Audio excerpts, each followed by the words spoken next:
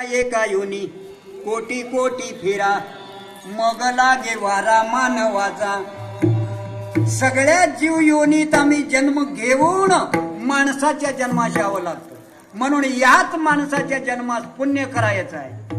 म्हणून आज या ठिकाणी या यात्रा निमित्त बरं का काही महात्म्यानं अन्न दिलं कशासाठी?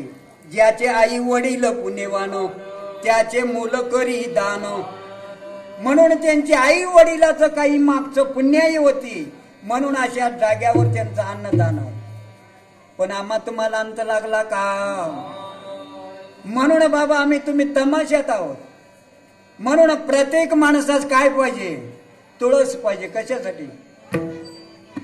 बाई एखाद्या मुलास जन्म दिली तुळशीचं पान पाहिजे। कशासाठी? घर पवित्र करण्यासाठी। एखाद्या माणूस वारलो तुळशीच्या पानानं पाणी घालावं। एखाद्या वास्तू शांती केली तुळशी दळ पाहिजे लागतं। कोणत्याही कार्यात तुळशी दळाचं महत्व आहे। आणि त्याच तुळशीला पवित्र माळ घेण्यासाठी काय काय भाद्रासनं विचारून बघा। महाराज पंढरपूरला चला एकदा माळ घाला, अजून खातले पितले दिवस कसल्या? मग तुझ कळणार कन्न आणि जन्माचं स्वार्थ होणार कन्न। म्हणून कबीर महाराजांनी म्हटलं का, बोलेगा तो माँ मरेगी आणि नाही बोलेगा तो बाप कोत्ता खाएगा। म्हणून काय काय भाद्रासनं चंद लागला कशाचा? गुडक्याचा।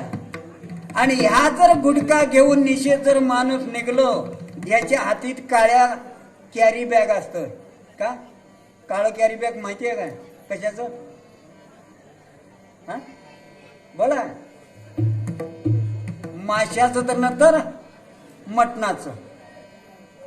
कशाला? फेणाऱ्या माणसात चंद असत आणि त्याच माणसाची बावी पवित्र आहे का? दारू जास्त पिणाऱ्या माणसाची बायको भाग्यवान समजावं तर का?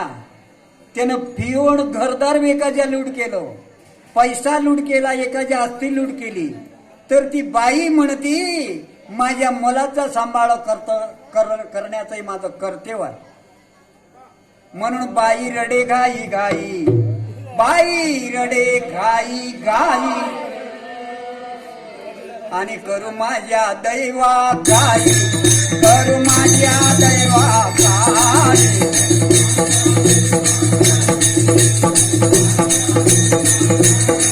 करू माझ्या दैवा काय, करू माझ्या दैवा।